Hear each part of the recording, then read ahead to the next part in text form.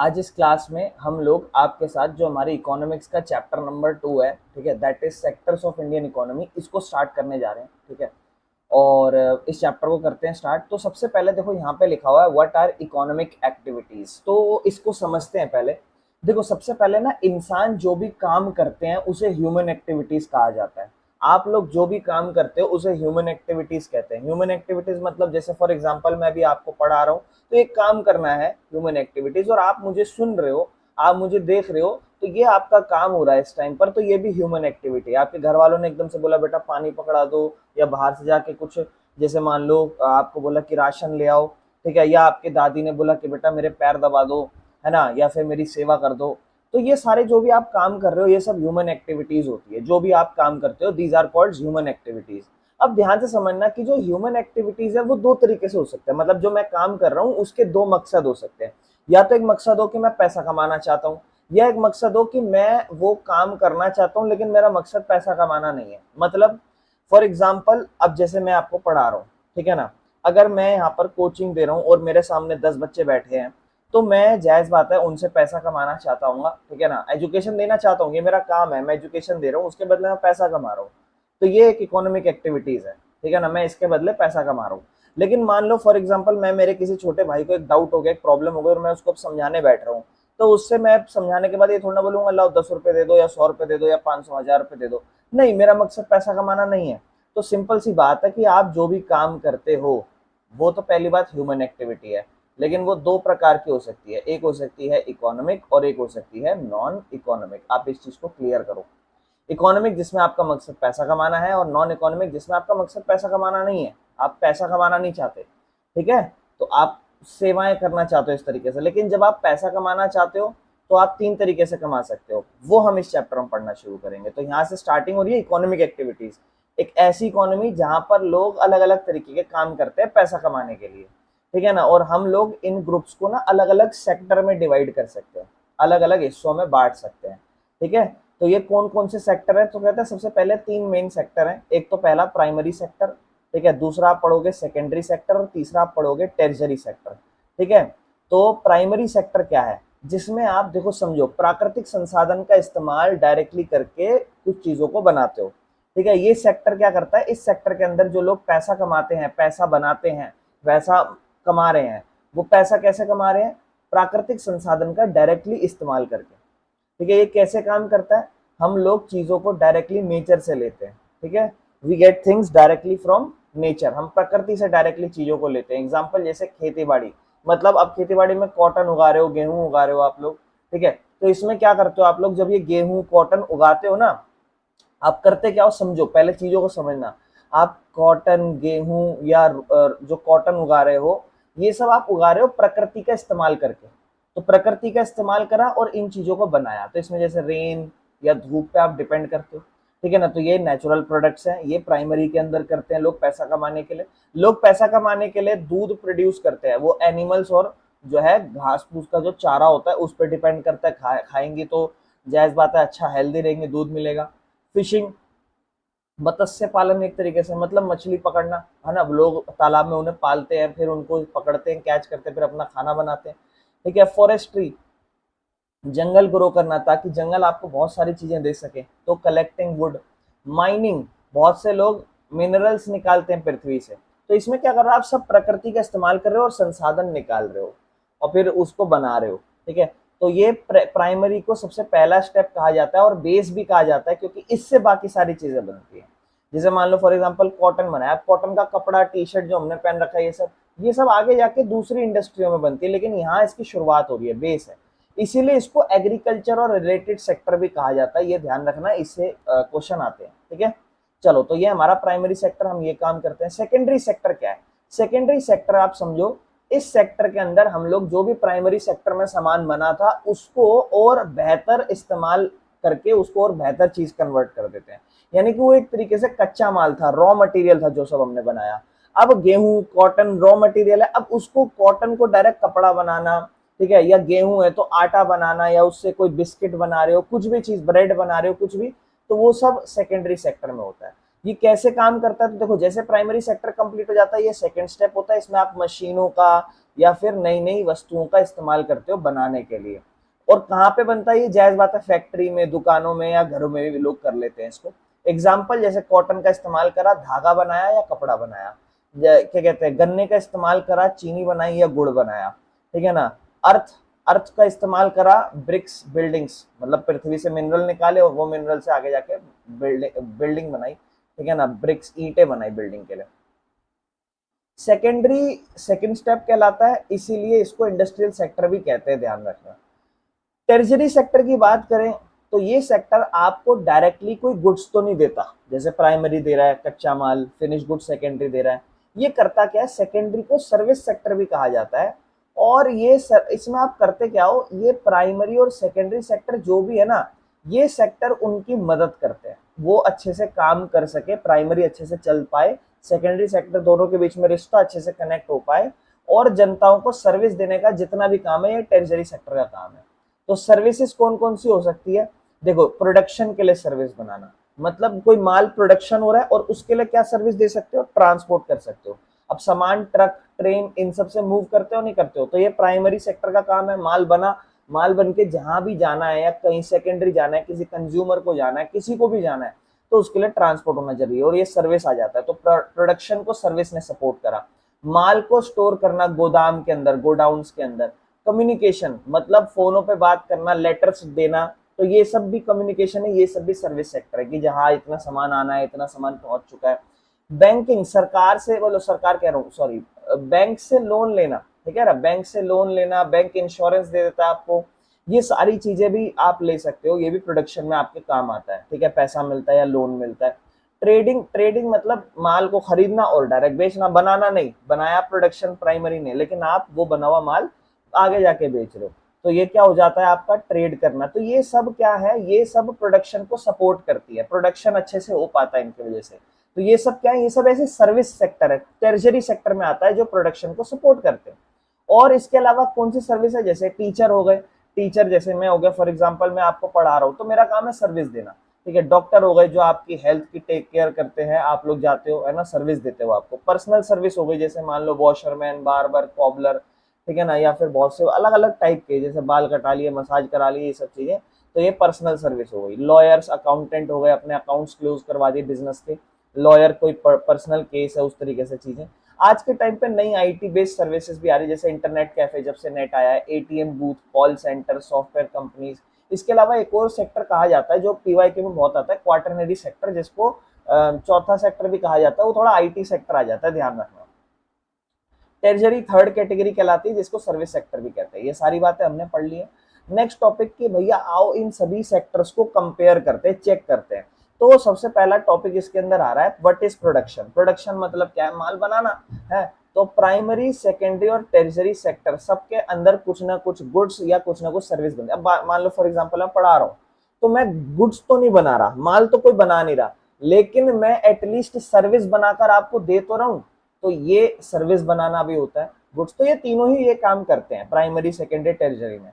बहुत सारे लोग इन सेक्टरों में जो है क्या कहते हैं, काम करते हैं ताकि इनसे प्रोडक्ट बना सके। तो हमें क्या समझना है, कितना गुड्स और सर्विस यहाँ पे बनता है और कितने लोग हर सेक्टर में काम करते हैं, ये हमें समझना है कि जो तीनों सेक्टर हमारे देश इंडिया में भी होगा, वर्ल्ड में भी, तो तीनों सेक्टर में कितना सामान बन रहा है, कौन ज्यादा बना रहा है, प्राइमरी में ज्यादा, सेकेंडरी, तीनों बराबर बन रहा है, या फिर कितने लोग किस सेक्टर में काम कर रहे हैं। कुछ सेक्टर्स इंपॉर्टेंट है पढ़ना, क्योंकि हो सकता है वो ज्यादा बना रहे हो, ठीक है ना, प्रोडक्शन और एम्प्लॉयमेंट के मायने में। तो एक काम करते हैं, सबसे पहले प्रोडक्शन को नापना शुरू करते हैं। कैसे मेजर कर सकते हो आप प्रोडक्शन को, तो देखो, बड़ा ही मुश्किल है एक एक सिंगल चीजों को काउंट करना, जैसे कि कार ऐड होना, कंप्यूटर, मेल्स, इन सब चीजों को, क्योंकि सब चीज बन रही है, ये सब चीज आप इस्तेमाल कर रहे हो, है ना। जैसे मैंने माइक लगा रखा है, टी शर्ट पहन रखी है, चश्मा, ये सब हमारे देश की कमाई में जुड़ रहा होगा, और ये हर एक चीज हमारे देश की प्रोडक्शन में जुड़ रही होंगी। तो इकोनॉमिस्ट ने कहा यार ये बड़ा मुश्किल है गुड्स एंड सर्विस की वैल्यू देना। तो क्या कहते हैं, not just the number of item, मतलब प्राइस देना तो और मुश्किल है, क्योंकि सिर्फ आइटम्स ही बताना इतना मुश्किल है, तो प्राइस बताना तो और मुश्किल है। एग्जाम्पल जैसे 10 किलो गेहूं है, 20 रुपए का गेहूं तो 2 लाख रुपए हो गया। 5,000 कोकोनट्स किसी ने बेचे या खरीदे, 15 रुपए का एक कोकोनट है, 75,000। तो हम करते क्या है ना, इन वैल्यूज को एड अप करते हैं। और यहाँ पर हमें बहुत इंपॉर्टेंट रोल समझने वाले हैं कि हम चीजों को कैसे जोड़ेंगे, कौन सा सेक्टर कितना कमाता है, कौन सा कितना नहीं कमाता।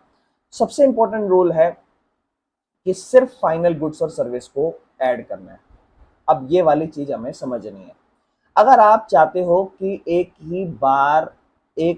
ही चीज बार बार काउंट ना हो, तो उसके लिए हम क्या करते हैं, हम सेम वैल्यू बार बार काउंट ना हो उसको अवॉइड करने के लिए एक बढ़िया चीज का एग्जांपल हम समझते हैं। जैसे एक फार्मर है, ठीक है, उसने क्या करा, फ्लोर मील जो है वो 20 रुपए केजी बेचा। ठीक है, फ्लोर मील आटा, सॉरी, गेहूं बेचा आटे की कंपनी को। एक कंपनी है, उसको गेहूं बेच दिया 20 रुपए 1 किलो का।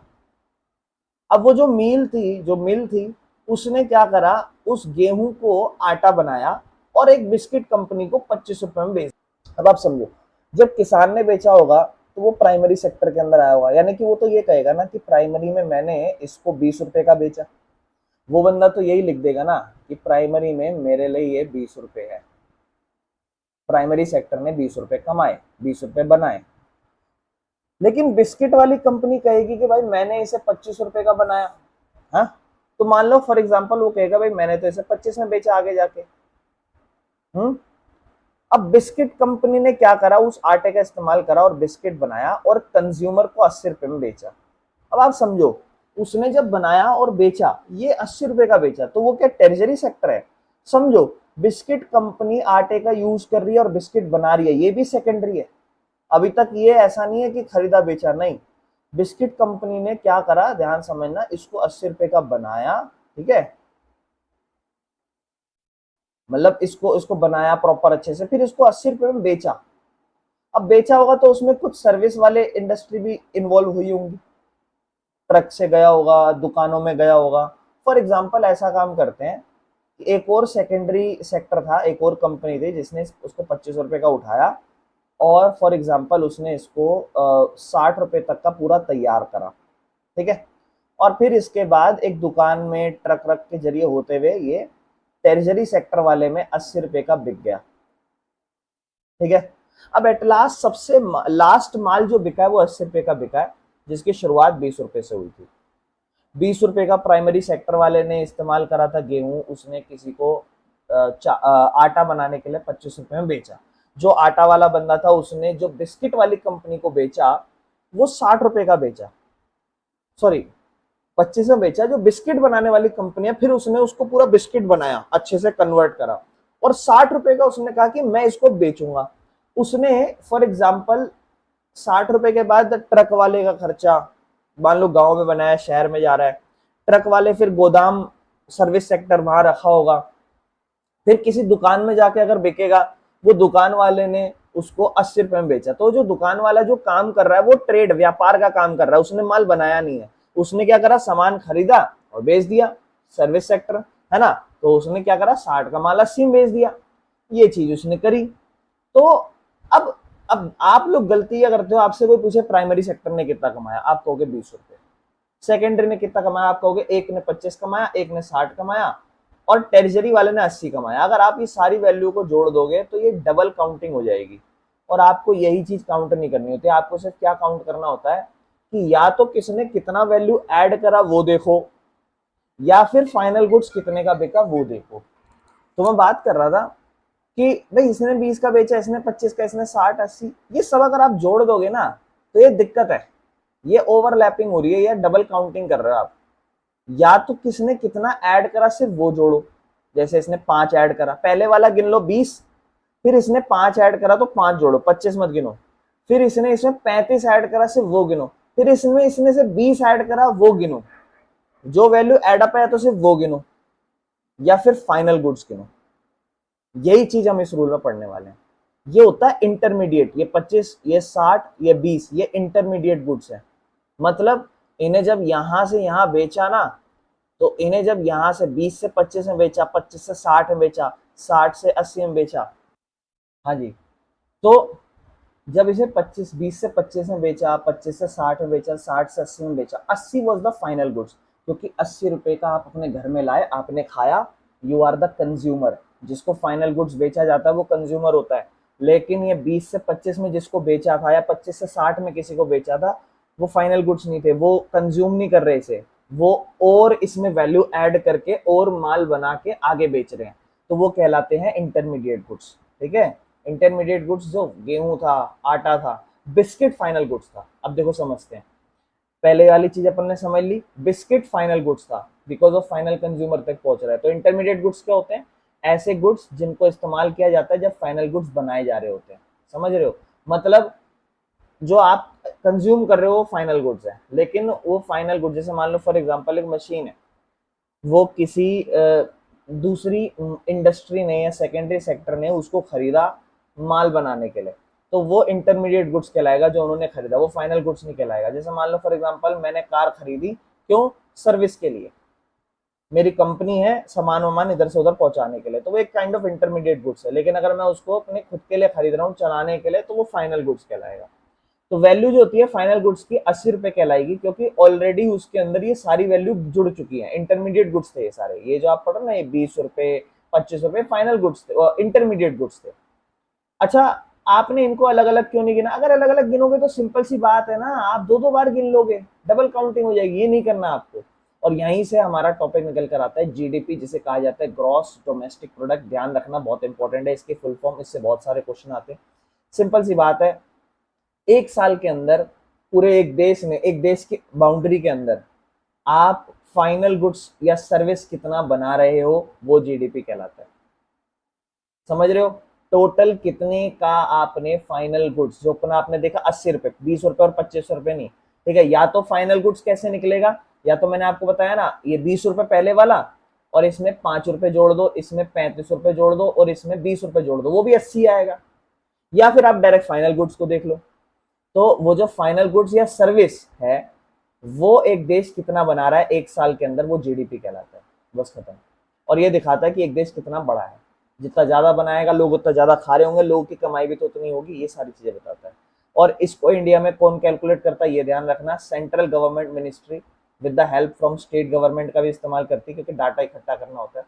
और यहीं से एक और वर्ड निकल कर आता है, ग्रॉस वैल्यू एडेड। जो मैंने आपको बताया ना, ये ग्रॉस वैल्यू एडेड भी जीडीपी होता है। जो वैल्यू 20, 20 में 5 ऐड हुआ, फिर इसमें 35 ऐड हुआ, फिर इसमें 20 ऐड हुआ, ये ग्रॉस वैल्यू एडेड कहलाती है। मतलब आप इसके अंदर करते क्या हो, इंडिया ने रिसेंटली ना ग्रॉस वैल्यू एडेड यूज करना शुरू करा है। वो सिर्फ जीडीपी के अलावा और ये भी चीज निकालते हैं। इससे पता लगता है कि एक सेक्टर ने कितना कमाया। कैसे पता चलेगा? प्राइमरी ने 20 कमाया, सेकेंडरी ने पहले सेकेंडरी ने इसको 20, अच्छा प्राइमरी ने 20 का था, इसको 25 में बेचा फॉर एग्जाम्पल। ठीक है ना? नहीं, इसने 25 में बेचा, पहले वाला 20 का था, तो प्राइमरी ने 20 कमा दिया, सेकेंडरी वाले ने एक दूसरे को 25 में बेचा, यानी कि उसने सिर्फ 5 कमाया एक्स्ट्रा। और 25 वाले ने फिर थोड़ा एक्स्ट्रा इसको, जैसे मान लो 35 60 में बेचा, तो उसने एक्स्ट्रा 35 कमाया, तो 35 और 5 उसने 40 कमाया। और सेकेंडरी वाले ने टर्शियरी सेक्टर को 20 एक्स्ट्रा दिए, यानी कि उसने 20 कमाया। तो आप एक टोटल फाइनल गुड्स कितने का बन रहा है? 80 रुपए का। लेकिन उसमें वैल्यू कितनी ऐड होती जा रही है हर सेक्टर में, वो आपका जीवीए बताता है, जो मैंने आपको समझाया अभी, है ना। तो जीवीए क्या करता है, हर सेक्टर का पता लगाता है after adjusting for taxes and subsidies. ठीक है ना। बाकी ये ग्लोबल प्रैक्टिस है, आप इसके बारे में बड़ी क्लास में जब इकोनॉमिक्स पढ़ोगे तो उसके बारे में और अच्छे से ज्यादा इसके बारे में पढ़ोगे। हमारा जो टॉपिक है दैट इज ना कि ऐतिहासिक क्या बदलाव रहे हैं सेक्टर्स में। आपको पता है कि सेक्टर्स जनरली क्या होता है, आप जो भी सेक्टर मतलब क्या कहते हैं, काम करने के डिविजन्स होते हैं कि खेती बाड़ी का काम है तो प्राइमरी, इंडस्ट्री का काम है तो सेकेंडरी, टर्शियरी, सर्विस सेक्टर का काम है। तो हमारे जब से क्या कहते हैं समय बीता है, हम जैसे आजाद हुए, तो उस समय में धीरे धीरे आज तक कितने 70-80 साल होने को है, तो हमारे में क्या क्या ऐतिहासिक बदलाव आए इसमें वो हमें पढ़ना है। शुरुआत में प्राइमरी सेक्टर खेती बाड़ी वाला बहुत इंपॉर्टेंट था। क्यों? क्योंकि ज्यादातर लोग खेती बाड़ी पे ही अपने जीवन खाने को और नौकरी पे निर्भरता रखते थे। जैसे जैसे खेती बाड़ी बेहतर हुई, ज्यादा मेथड अच्छे निकले, ज्यादा खाना मिला, और लोगों के पास जब ज्यादा खाना हुआ तो नेक्स्ट स्टेज क्या करा ना, लोगों ने फार्मिंग में और सक्सेस देखने की कोशिश करी कि अब इसमें और अपने आप को उज्जवलता लाए। तो लोग जो थे ना, वो सिर्फ जो थे ना खेती में ही काम नहीं करना चाहते थे, अब वो कुछ और नौकरियां भी करना चाहते थे। ज्यादा क्राफ्ट के पर्सन जो थे ना, वो हाथों से जो चीजें बना रहे हैं, और जो व्यापारी जो चीजों को खरीदते और बेचते हैं, वो अब ज्यादा नजर आने लगे। बाइंग एंड सेलिंग बढ़ने लग गई, चीजों को खरीदना बेचना ज्यादा होने लग गया। लगभग 100 समय क्या कहते हैं 100 साल, sorry, over the long times more than 100 years, नई नई मैन्युफैक्चरिंग तरीके आए, इंडस्ट्रियां उभरी, नई नई मशीनें आई, फैक्ट्री अब दिखने लगी थी और ग्रो करने लगी थी, और लोग अब खेती बाड़ी छोड़कर फैक्ट्रियों में जाके भारी मात्रा में काम करने लगे, और लोग ज्यादा गुड्स को खरीदने लगे सस्तियों में, जो फैक्ट्री सस्ती फैक्ट्री में बनते थे, मतलब फैक्ट्रियों में जो सामान सस्ता बनता था लोग अब उनको खरीदने लगे। और इसी से सेकेंडरी सेक्टर बहुत इंपॉर्टेंट सेक्टर बन गया था माल को प्रोड्यूस करने में और लोगों को रोजगार देने के अंदर। पिछले 100 साल 150 साल में आपने ये देखा, उससे पहले खेती बाड़ी बहुत ज्यादा अच्छी चली। ये शिफ्ट जो था ना वो दिखाता था कि देखो कैसे प्राइमरी से लोग सेकेंडरी सेक्टर में शिफ्ट हुए हैं। रिसेंट पिछले 100 साल की अगर आप बात करोगे कहां पे डेवलप्ड कंट्री, जो ऐसे देश जो विकास कर चुके हैं, विकसित देश हैं, तो एक और शिफ्ट रहा है उन देश में, अब वो सेकेंडरी से टेरिजरी सर्विस सेक्टर में ज्यादा शिफ्ट हुए हैं। ठीक है ना, सर्विस सेक्टर सबसे इंपॉर्टेंट है पूरी प्रोडक्शन के लिए। कहते हैं ज्यादातर लोग जो डेवलप विकसित देश हैं जो ऑलरेडी, वो ज्यादातर सर्विस सेक्टर में ही काम करते हैं आजकल। ठीक है ना, तो यहाँ पे क्या है कि इंपॉर्टेंस क्या हुआ ना, समय समय पे कैसे जैसे जैसे देश डेवलप हुए तो उन्होंने कैसे अपनी चीजों को बदलना शुरू करा, और ये जनरली पैटर्न क्या है, प्राइमरी से सेकेंडरी, सेकेंडरी से टेरिजरी डोमिनेंस में उनका शिफ्ट हुआ। इंडिया के लिए क्या सवाल है, क्या इंडिया ने भी सेम पैटर्न फॉलो करा? क्या टोटल प्रोडक्शन थी हमारे तीनों सेक्टरों में, और इसको अब हम डिस्कस करेंगे। प्राइमरी, सेकेंडरी और टेरिजरी सेक्टर इंडिया में कैसा था। कहता है ये सेक्शन बताएगा कि इंडिया में क्या सिचुएशन थी और तीनों सेक्टर को हम कितना बना रहे थे और कितना रोजगार लोग काम कर रहे थे, उसके हिसाब से पढ़ेंगे। कहता है ईच सेक्टर में डाटा दिखाता है, प्रोडक्शन डाटा 1977 से 78 और 2017 से 18, एक 40 साल का पीरियड है, जो गैप है इन दो पीरियड में ओवरऑल ग्रोथ, जो टोटल प्रोडक्शन थी तीनों सेक्टरों में वो बढ़ी है। आपको इसके लिए अपनी बुक चेक करनी पड़ेगी, आप लोग अपनी बुक का वो एक पेज है, बुक, अच्छा बुक तो होगी नहीं, ये देखो, अब डिफरेंट बुक्स डिफरेंट डेटा दिखाएगी, जैसे इसमें 1973 से 74 का है और 2013 से 14 का है। ये दिखा रहा है, देखो हमारी उस टाइम पे जो ग्रोथ, मतलब जो प्रोडक्शन कर रहे हैं हम सिर्फ इतना ही कर रहे हैं। ठीक है, ये क्या है, ये करोड़ में है। ठीक है, और 2013 से 14 में देखो बहुत ही ज्यादा ग्रो हुआ है ना, अगर आप देखोगे तो इस तरीके से। ठीक है, तो एक सबसे बड़ी बात अगर हम पढ़ें तो हम ये कहेंगे कि अब ये जो डेटा है वो नई बुक के अकॉर्डिंग 1977 से 2017-18 का है, तो तीनों सेक्टर ग्रो तो हुए हैं, ऐसा नहीं है कि कोई एक सेक्टर नहीं हुआ, तीनों ही कुछ ना कुछ ग्रो हुए हैं। सबसे बड़ी ग्रोथ हुई है टेरिजरी सेक्टर में, सर्विस सेक्टर में, और ये सबसे बड़ा इंक्रीज है हमारी प्रोडक्शन में जो मैं दिखाता। डोमिनेंट सेक्टर आज के टाइम पे टेरिजरी है और सबसे लार्जेस्ट प्रोड्यूसिंग सेक्टर है, और हमने टेक ओवर कर दिया था प्राइमरी सेक्टर को भी। लेकिन क्या जो पुराना डाटा है उसमें ऐसा था? अगर आप पुराना देखोगे तो ये प्राइमरी है, ये सेकेंडरी है और ये टेरिजरी है ना। अगर आप देखोगे प्राइमरी को तो प्राइमरी ज्यादा है, सेकेंडरी उससे कम है, टेरिजरी थोड़ा ज्यादा है, लेकिन प्राइमरी सबसे ज्यादा है। लेकिन जब आप उसके 40 साल का गैप देखोगे तो यू कैन इजिली फाइंड कि सबसे ज्यादा आपका टेरिजरी सेक्टर ग्रो कर चुका है। ठीक है ना, कितना ज्यादा वो काम कर रहा है वहां पे, कितना ज्यादा पैदावार निकल रही है, प्रोडक्शन निकल रही है। सेकेंडरी भी ठीक है, प्राइमरी तो उससे भी कम है, सबसे कम है।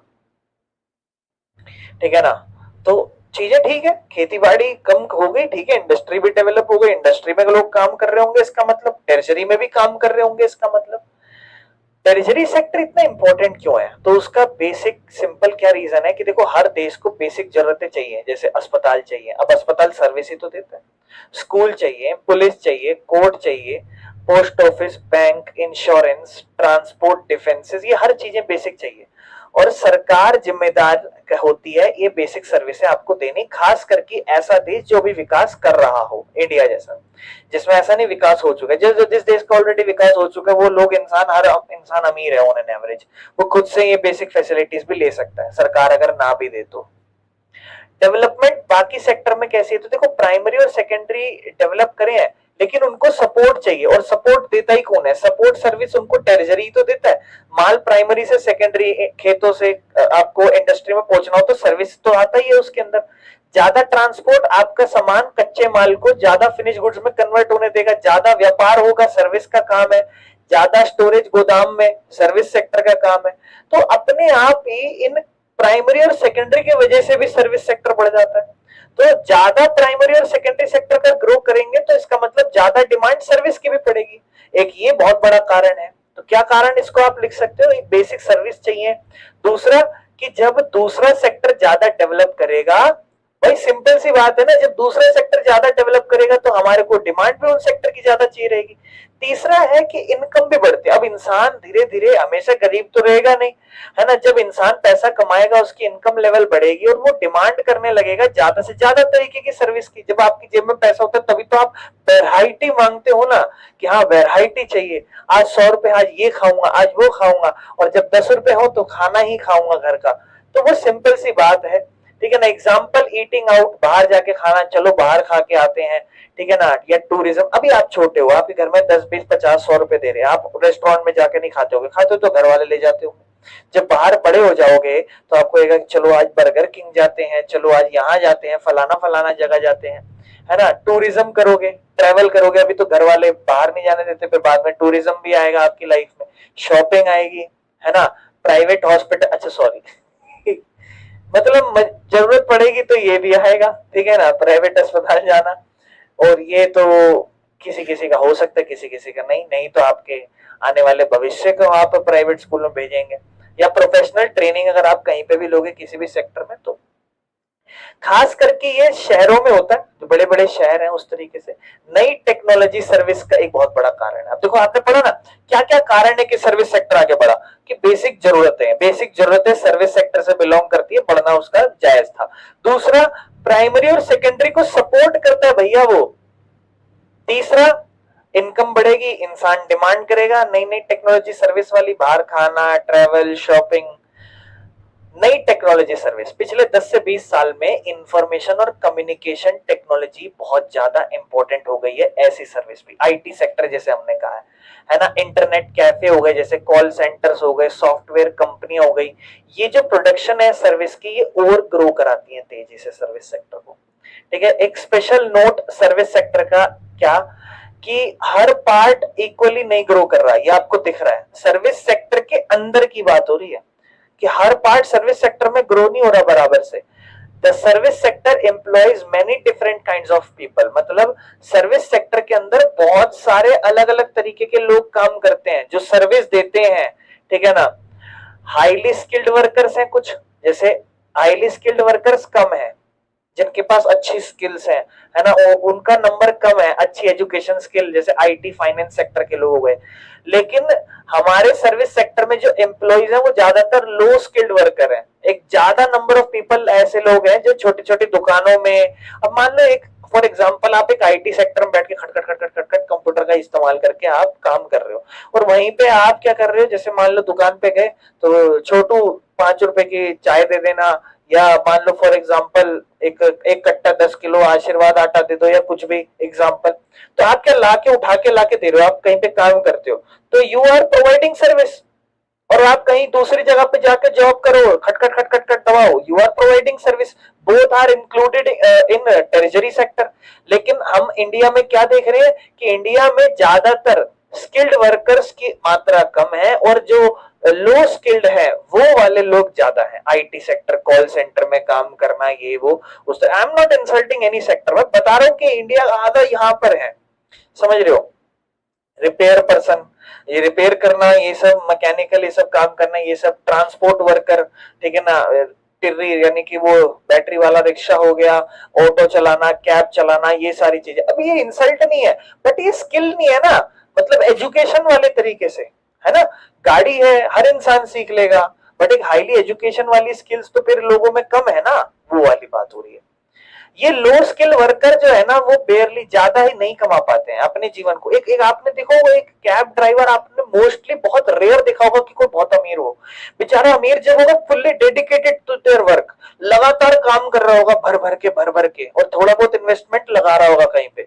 वरना आप मोस्टली देखो अच्छे खासे लोग स्ट्रगल कर रहे हैं, इतना नहीं अर्निंग कर पा रहे हैं, है ना। तो ये नौकरियां इसलिए करते हैं बिकॉज उनके पास कोई वर्क ऑप्शन नहीं है। इसीलिए सर्विस सेक्टर का सिर्फ एक ही पार्ट है जो बहुत तेजी से ग्रो हो रहा है, बाकी पार्ट नहीं हो पा रहा है। तो ये भी एक सर्विस सेक्टर में बहुत बड़ी प्रॉब्लम है। समझ पा रहे हो क्या प्रॉब्लम है? इंडिया की इकोनॉमी शिफ्ट तो हुई है और सेक्टर अब ज्यादातर गुड्स एंड सर्विस बना रहा है, मेनली बेसिक जरूरतों की वजह से या दूसरे सेक्टर की डेवलपमेंट की वजह से या इनकम बढ़ने से या तकनीक की वजह से। लेकिन सर्विस सेक्टर में जो लोग हैं वो अच्छा नहीं कर पा रहे हैं और जॉब ऑप्शंस आपके पास ज्यादा नहीं है। जब ज्यादातर लोग लो स्किल्ड वर्कर्स होंगे तो वो उसी काम में ज्यादा घूमेंगे और वहां पर जो है कंपटीशन ज्यादा होगा, और हाई स्किल के लोग होंगे ही कम, तो वहां पे अपॉर्चुनिटीज भी नहीं होंगे आपको ज्यादा। एम्प्लॉयमेंट इन इंडिया सेक्टर, अब देखो ये भी एक बहुत बड़ी चीज है। एक चीज आपने ये पढ़ी कि कौन सा सेक्टर कितना ग्रो करा। 1970 के आसपास जब आपने पढ़ा तो कौन सा सेक्टर सबसे ज्यादा हमारे को कंट्रीब्यूट कर रहा था? प्राइमरी, फिर थोड़ा सेकेंडरी, फिर टेरिजरी, फिर टेरिजरी, फिर सेकेंडरी। लेकिन आपने 40 साल बाद का डेटा देखा तो प्राइमरी बहुत कम है, सर्विस सेक्टर बहुत ज्यादा इनकम दे रहा है। तो ज्यादातर लोग कहाँ काम करने चाहिए आपके हिसाब से? तो सर्विस में काम करने चाहिए या इंडस्ट्री में काम करने चाहिए। और कितना तो आप बेस्ट अपने रियल लाइफ में देख रहे हो, कितने लोग आप में से कितने भी लोग होंगे जिनके पिताजी या दादाजी खेती करते होंगे, लेकिन आज यहाँ पर आके आपके जो पिताजी है वो दिल्ली में काम कर रहे हैं, यानी कि सर्विस सेक्टर शिफ्ट हो चुके कितने लोग, है ना? तो या फिर सेकेंडरी सेक्टर में होंगे। तो इतने लोग जब यहाँ शिफ्ट हो गए हैं तो इसका मतलब प्राइमरी में तो कम लोग काम करते होंगे आज के टाइम पे। लेकिन प्रॉब्लम इंडिया की सबसे बड़ी अब यहाँ आती है, और वो क्या है कि इस सेक्शन में आप पढ़ोगे कि कैसे जीडीपी जो है ना वो कौन से सेक्टर से ज्यादा निकल रहा है और फिर किस सेक्टर में लोग काम कर रहे हैं, और यहीं से एक अंडर एम्प्लॉयमेंट की सिचुएशन होगी वो समझते हैं।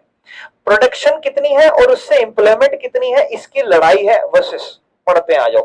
प्रोडक्शन की बात करें, टेरिजरी सेक्टर सबसे ज्यादा दे रहा है आपको, सेकेंडरी, फिर आपका प्राइमरी। एम्प्लॉयमेंट, अब आप इसमें अपनी एनसीईआरटी में ग्राफ देखोगे आगे जाके, this is the graph of share of GDP है। खैर ये तो कि जीडीपी का कितना शेयर है, तो देखो 40%। अगर आप 100 रुपए इंडिया कमा रहा था 1973 से 74 में, 100 रुपए अगर हम कमा रहे थे या 100 रुपए का माल बन रहा था, तो 40 रुपए का माल खेती बाड़ी से आ रहा था। 40 रुपए का माल, ठीक है, 40 रुपए का माल खेती बाड़ी से आ रहा है।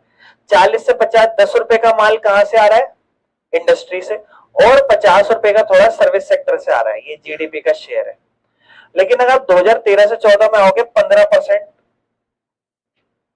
और 15 के बाद आप थोड़ा 35 तक जाए, चलो 20 मान लो, और करीबन आप मान लो 15, 20, 35, 65 के आसपास, ठीक है, कोई दिक्कत नहीं है। ये तो हमने ऑलरेडी पढ़ चुके थे। अब आ जाते हैं लोग कितना काम कर रहे हैं। प्राइमरी में 1972-73 में 100 लोग अगर काम करते हैं, देश में 100 लोग काम करते हैं, 74 लोग काम कर रहे थे, भैया इनका शेयर 40 निकल रहा है। लेकिन 100 में से 74 लोग, यानी कि एक देश का 74% आबादी खेती कर रहा था, और 11 लोग इंडस्ट्री में थे और 15 लोग सर्विस सेक्टर। आज के टाइम पे आप देखते हो सर्विस सेक्टर कितना डोमिनेट कर चुका है। हमारी एक तरीके से 2/3 इकोनॉमी हमारी सर्विस सेक्टर से आ रही है, लेकिन लोग अभी भी 50 के आसपास लोग प्राइमरी सेक्टर में काम कर रहे हैं। दैट इज द प्रॉब्लम, क्योंकि प्राइमरी सेक्टर तो 15 दे रहा है, और अभी भी कितना लोग खेती बाड़ी में इंडल्ज्ड है। This is the example of under employment या फिर डिस्गाइज्ड अनएम्प्लॉयमेंट, प्रछन्न बेरोजगारी। आपसे गिराते हुए ला रहा है और गिरा के लिया, ध्यान रखते मेरे भाई, तूने तो नहीं बनाया ना, ठीक। तो क्या कहते हैं, सोचो 100 में से 50 लोग अभी भी प्राइमरी में काम कर रहे हैं, और 24 लोग, सोचो ये सेक्टर इतना, पता है एक देश की सबसे बेस्ट चीज बताऊं, अंग्रेजों के देशों में एक टाइम था जब सेकेंडरी में घुस गए थे सब लोग। इंडस्ट्रियलाइजेशन आपने सुना होगा, औद्योगिकरण, है ना। अंग्रेजों ने हमें भी तो इस चक्कर में लूटा। फिर एक टाइम में सर्विस बढ़ गया वहां पे। हमारे में ना सर्विस कभी ग्रो ही नहीं करा ज्यादा, कि सर्विस एक टाइम पे इंडस्ट्रियां खुल गई डोमिनेट कर रही होंगे। अंग्रेजों के टाइम पे उन्होंने करने नहीं दिया, उसके बाद ग्रो नहीं हुई, क्योंकि इंडिया की भी तो पॉलिसी खराब थी। इंडिया में इतना मुश्किल सिस्टम था, एक कंपनी या इंडस्ट्री खोलना, लाइसेंसिंग बहुत बड़ी प्रॉब्लम थी। आज के टाइम पे ठेका खोलना यू नीड लाइसेंस, है ना, लेकिन पहले हर चीज में लाइसेंस था, बहुत मुश्किल था। तो वो बहुत प्रॉब्लम थी। 1990 के बाद चीजें बदली हैं, तभी तो आप देखते हो सर प्राइवेट स्कूल का वर्चस्व 1990 के बाद बढ़ा है। और सोचो सर्विस सेक्टर में से 12 लोग ज्यादा हुए हैं, 65% शेयर आ रहा है, लेकिन काम कितने लोग, 27 लोग 100 में से। This is the problem in India. यहां पे ज्यादा लोग क्यों नहीं है, पहली प्रॉब्लम है ना, जब ये सेक्टर ज्यादा दे रहा है तो। और दूसरा, जब ये सेक्टर दे ही कम रहा है तो ज्यादा लोग क्यों है। दिस इज द प्रॉब्लम जो हमें समझ पा रहे हो। तो कि अब समझ पा रहे हो आप इंडिया में क्या प्रॉब्लम है। तो इंडिया में ये प्रॉब्लम है, ठीक है ना। ये दिखाता है आपको ये डाटा, क्या प्रोडक्शन तो शिफ्ट हो गई टेरिजरी पे, लेकिन एम्प्लॉयमेंट तो शिफ्ट ही नहीं हुई, लोग अभी भी प्राइमरी में ही है। तो प्राइमरी सेक्टर अभी भी लार्जेस्ट एम्प्लॉयर है, लोग ज्यादातर काम ही वहीं पर कर रहे हैं। बाकी ये जो है एम्प्लॉयमेंट शिफ्ट क्यों नहीं हुई, तो देखो ज्यादा नई नौकरियां नहीं निकली, किसमें, सेकेंडरी में और सर्विस में। समझ रहे हो। एग्जाम्पल, जो इंडस्ट्रियल आउटपुट है वो 9 गुना बढ़ा, इंडस्ट्री ने अपने आप को 9 टाइम्स प्रोडक्शन ज्यादा करी। एम्प्लॉयमेंट इंडस्ट्री में सिर्फ 3 टाइम्स बढ़ा। सोचो प्रोडक्शन 9 टाइम्स बढ़ रही है, लेकिन बिकॉज डोमिनेशन भी है ना इंडस्ट्री को। प्रॉपरली हम डिटेल में तो जाएंगे नहीं, हमसे प्रॉब्लम पढ़ रहे हैं कि दिस इज द प्रॉब्लम। अब आप खुद सोचो कि एम्प्लॉयमेंट 3 टाइम्स बढ़ रही है, यानी कि अगर पहले 10 लोग काम कर रहे थे तो अब 3 टाइम्स 30 लोग काम कर रहे हैं। पहले 90 माल बन रहा था तो माल 270 बन रहा है, ये तो 3 टाइम्स ज्यादा हो रहा है। लेकिन वो सिर्फ उसका क्या कहते हैं, उसके अंडर रूट 3, मतलब ऐसा समझ लो कि वो उसके डबल का डबल टाइम्स जा रहा है एक तरीके से, है ना। 1.5 टाइम्स थोड़ा ज्यादा हो रहा है, क्योंकि वो सिर्फ 3 टाइम ग्रो कर रहा है और वो 9 टाइम ग्रो कर रहा है। तो लोग भी ज्यादा होने चाहिए। इसका प्रॉब्लम है कि ना इंडस्ट्री डोमिनेट भी करती है लोगों से। कैसे कि तुम ही ज्यादा काम कर लो 2 घंटे, 10,000 कमा रहे हो 12 कमा लेना, है ना। और वो इंसान भी तैयार होता है, फिर उसको हटने का डर, जॉब सिक्योरिटी होती है तो उसको कहते हैं भाई कल से काम पे मत आइयो। डर गया इंसान, कम में भी करने के लिए तैयार हो जाता है। ये एक बहुत बड़ी प्रॉब्लम है, समझ पा रहे हो। इस वजह से इंसान ना नहीं कर पा रहा, ठीक है ना। अब सर्विस सेक्टर में 14 टाइम प्रोडक्शन बढ़ी है, लेकिन सर्विस सेक्टर में लोग अभी सिर्फ 5 टाइम ज्यादा काम कर रहे हैं। सोचो सर्विस सेक्टर 14 टाइम्स ग्रो कर रहा है, 14 टाइम्स। अगर कोई 1 रुपए दे रहा था तो आज 14 रुपए दे रहा है, और लोग अगर 1 थे तो लोग सिर्फ 5 ही ज्यादा हुए। तो इसका मतलब कि हम ये सोच रहे हैं कि इन उन लोगों ने डोमिनेशन बना रखी है और लोगों को आने नहीं दे रहे। नहीं, आप ज्यादा एजुकेशन लोग घुसो सर्विस सेक्टर में।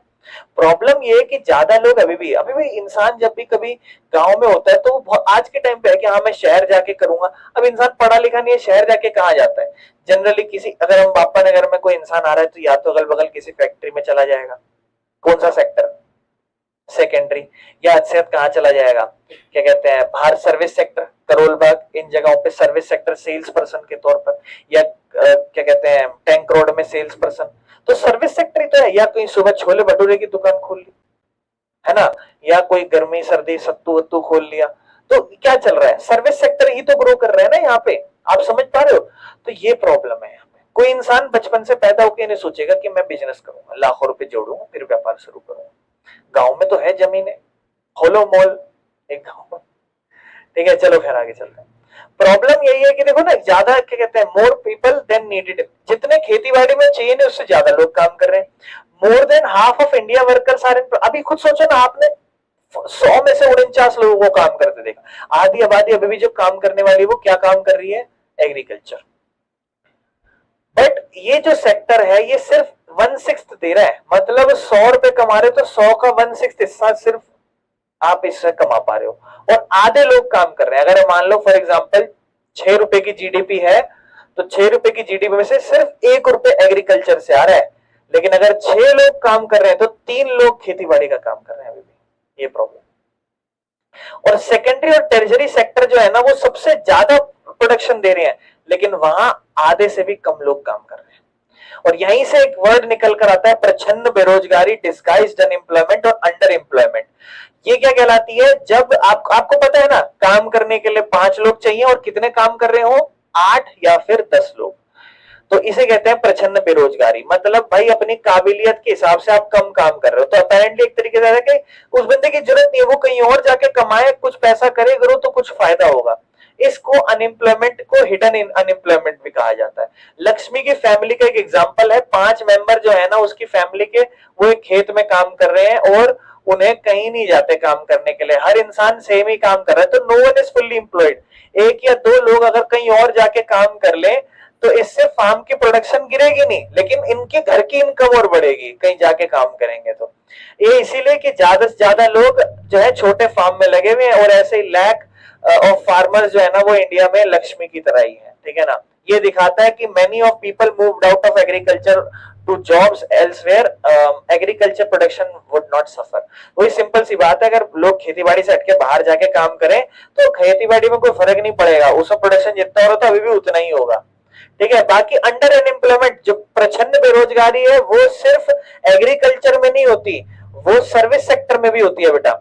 सर्विस सेक्टर में जैसे casual workers looking for daily job, आप जाते हो ना बाहर, क्या कहते हैं अपने उस वाले रोड को, लेबर चौक है ना, कभी गए हो आप, सुबह देखना है ना, तुम राम जिस 5 वाले तो जाते होंगे, कभी रास्ते में दिख जाता होगा, पलट जाते होंगे वहां से। Casual worker looking for daily job जैसे पेंटर, प्लम्बर, रिपेयर पर्सन, ये सब लोग हो गए। तो क्या होता है, इनको रोज काम नहीं मिल पाता, आप देखते हो है ना। पीपल पुशिंग कार्ट या selling things on street make work all day, लेकिन बहुत कम कमा पाते हैं। अब जैसे मान लो रोड गलियों में कोई आता है, जैसे क्या कहते हैं, गली में आपने सुना है हड्डी कुड्डी, गली में आता है, या चने मसाले वाले आते होंगे, या गली में कोई वेंडर्स आ गए छोटे छोटे जो रेडी लेकर आ जाते हैं। चलो गली तो बापा नगर की बहुत ही बड़ी है तो कोई ढंग से आ नहीं पाता तो क्या कहते हैं, सर्विस सेक्टर की अगर हम बात करें जनरली, तो क्या होता है ना, जैसे मान लो कोई रेडी लगा रहा है, दिन भर दिन पूरे क्या कहते हैं बापा नगर उसको घूमना है। अच्छा, वो सुबह 8 बजे से शाम को मान लो 6 बजे तक घूमेगा, तो उसका काम हो गया कितना, 10 घंटा। फॉर एग्जाम्पल वो इंसान 10 घंटे काम करेगा, अब उसकी कमाई कितनी है, क्या फिक्स है? किसी ने सूट खरीद लिया, सलवार खरीद ली, साड़ी खरीद ली, अगर बेच रहा है तो, या कुर्ते पजामे बेच रहा है तो किसी ने खरीद लिया, ले लिया, हो गया काम। 2 बिक गए, 3 बिक गए, 4 बिक गए, मेहनत तो पूरी चल रही है, तो उसकी काबिलियत तो पूरी जा रही है, लेकिन इनकम नहीं आ रही। ये भी तो हिडन अनएम्प्लॉयमेंट ही है एक तरीके से, दिख नहीं रही पर बेरोजगारी ही तो है।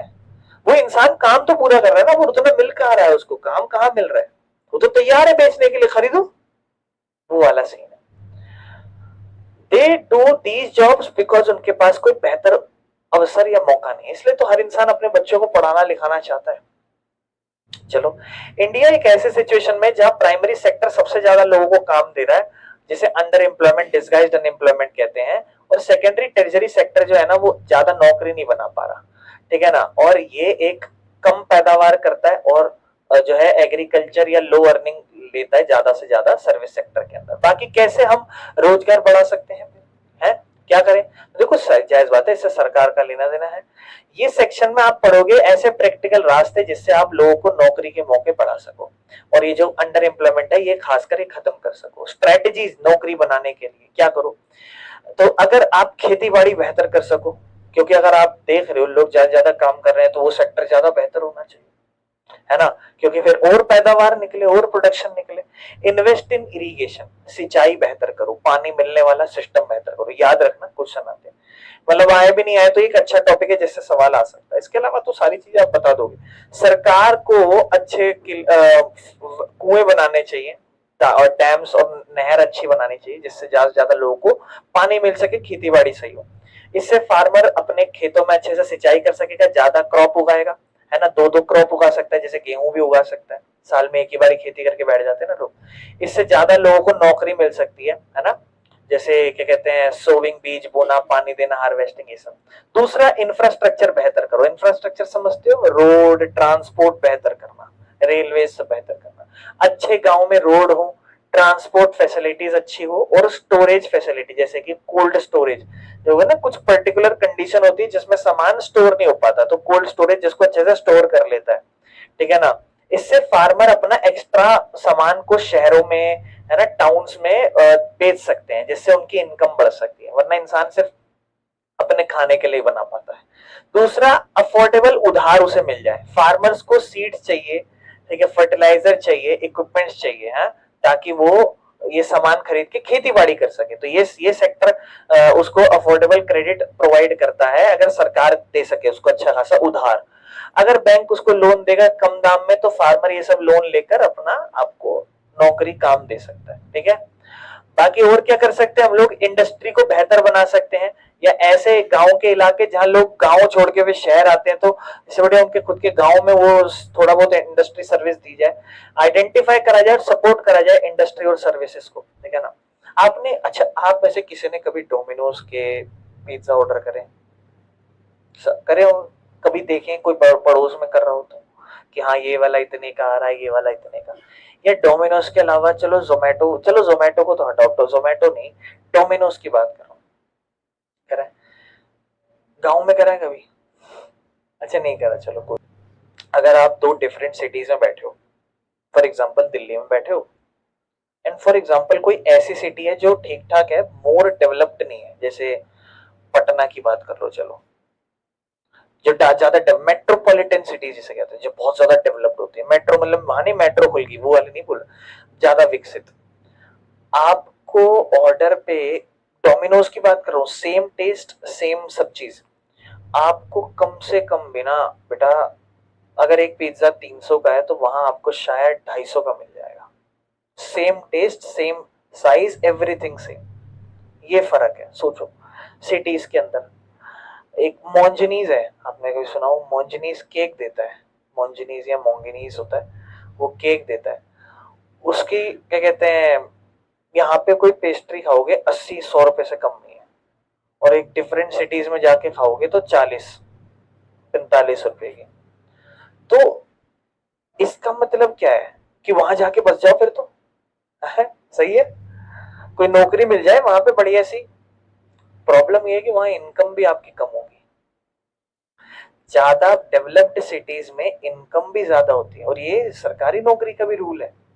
अगर आप डेवलप्ड सिटीज में बैठे हो, तो अगर आप सेम पोस्ट पे हो तो हो सकता है यहाँ 80,000 मिल रहे हो, तो वहां आपको 70-65 मिल रहा हो सेम पोस्ट के, बिकॉज डेवलपमेंट ज्यादा है, दूसरी तरफ डेवलपमेंट कम है, वहां खर्चा आपका कम होगा, रहने का सब चीज कम होगा, तो वो सारी चीजें।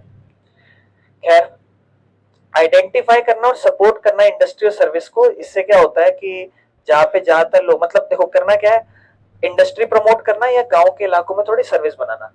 तो इंडस्ट्री सर्विस ऐसी जगह बनाना जहां पे वो अपने इलाकों में ज्यादा से ज्यादा लोग को नौकरी नहीं मिल पा रही थी तो वो मिल जाए। एग्जांपल, प्रोसेसिंग एग्रीकल्चरल प्रोडक्ट, जैसे कि दाल की मील्स बनाना, ताकि वो अपनी दाल जैसे कि अरहर या चिकपी वाली जो है दाल है, इनको प्रोसेस कर सके, या कोल्ड स्टोरेज आलू के लिए, अनियंस के लिए, जिससे वो इसे स्टोर कर सके और अच्छे से प्रोसेसिंग कर सके। या हनी कलेक्शन सेंटर बना देना, ठीक है ना, जहां पे फार्मर जो है ना वो इन हनी को बेच सके। और ये इंडस्ट्रीज जो होती है ना, ये प्रोवाइड कर सकती है आपको लोगों के, आपके खुद के घर के बाजू में। इससे क्या होगा, आपको बड़े बड़े शहरों में नहीं जाना पड़ेगा। कि एजुकेशन या हेल्थ सेक्टर में इन्वेस्टमेंट करो। अगर आप ज्यादा से ज्यादा चाहते हो नौकरियां बने, तो इंडिया का एक यंग पॉपुलेशन है, जहां पर जो बहुत सारे लोगों की उम्र जो 18 साल के हैं से कम उम्र के हैं, वो स्कूल में नहीं है, मतलब ज्यादातर लोग बेरोजगार, मतलब पढ़ते नहीं है, स्कूल में नहीं जाते, छोटी उम्र में काम धंधा करते हैं। तो इंडिया के पास ज्यादा आबादी ऐसे जवानों की है। बिल्डिंग मतलब उसके लिए ज्यादा से ज्यादा स्कूल की बिल्डिंग्स बनाओ, ज्यादा टीचर होने चाहिए, अच्छा सपोर्ट स्टाफ होना चाहिए, इससे ज्यादा से ज्यादा लोगों को नौकरियां मिलती हैं, ये होना चाहिए। एक स्टडी एस्टिमेट करती है कि लगभग 20 लाख नौकरियां जो है ना वो बनाई जा सकती है सिर्फ अकेले एजुकेशन सेक्टर में, ठीक है ना। बाकी ये एजुकेशन के बारे में है, अगर शहरों में विकास करना है तो एजुकेशन में विकास करो। दूसरा, हेल्थ में विकास करो, हेल्थ केयर, ज्यादा से ज्यादा डॉक्टर, नर्स या हेल्थ वर्कर्स, इनकी जरूरत है हमें, खास करके गांव के इलाकों में। इससे क्या होता है, एक लोगों को रोजगार मिलेगा। अगर हम गांव में अस्पताल खोलें, ज्यादा नर्सेज हो, डॉक्टर्स हो, हेल्थ वर्कर्स हो गांव के इलाकों में, तो लोगों को काम मिलता है ज्यादातर, ठीक है। तो हमने ऊपर जितनी भी प्रॉब्लम पड़ी उन सबके ये सॉल्यूशंस है, और मैं आपको कहूंगा कि ये आप एटलीस्ट इनको याद कर लेना, ये आपके लिए बहुत ज्यादा इंपॉर्टेंट रहेंगे, क्योंकि अभी हम पीवाईक्यू में इससे रिलेटेड क्वेश्चंस देखेंगे बहुत सारे। खैर, हम आगे चलते हैं अगले टॉपिक पे, developing regional potential and employment guarantee. अब देखो ध्यान समझना, हम क्या कर रहे हैं यहाँ पे, रीजनल इलाकों की काबिलियत क्या है और एम्प्लॉयमेंट की गारंटी हम कैसे बना सकते हैं। ये फाइनल पार्ट है जो बताएगा कैसे हम जो है एक स्पेसिफिक ताकत को अलग अलग एरिया की, कुछ अलग अलग एरिया होते हैं वहां पे अब कुछ स्पेसिफिक अलग अलग ताकत होती है और वहां से हम कुछ कानून बना सकते हैं जिससे हम गारंटी दे सकते हैं लोगों को काम की। तो वो क्या क्या है, देखो सबसे पहला टैपिंग रीजनल पोटेंशियल। हर इलाके के पास अपनी खुद की कुछ ना कुछ ताकत होती है जिससे आप क्या करो, वहां के लोगों को उसी तरीके से नौकरी और इनकम दो। अब जैसे मान लो for example Jharkhand, Orissa type हो गया, पश्चिम बंगाल, थोड़ा सा बिहार, ये सारे ऐसे इलाके हैं जहां पर प्राकृतिक संसाधन बहुत है, ठीक है ना, नेचुरल रिसोर्स बहुत पाए जाते हैं यहाँ पे। अब यहाँ के लोग फिर भी आप देखते हो शहरों में आके काम करते हैं, तो क्यों ना इस इलाके का फायदा उठाया जाए और ज्यादा से ज्यादा लोगों को वहीं पे नौकरियां दी जाए। ये सरकार का काम हो सकता है, तो ये एक फायदे की बात की गई है।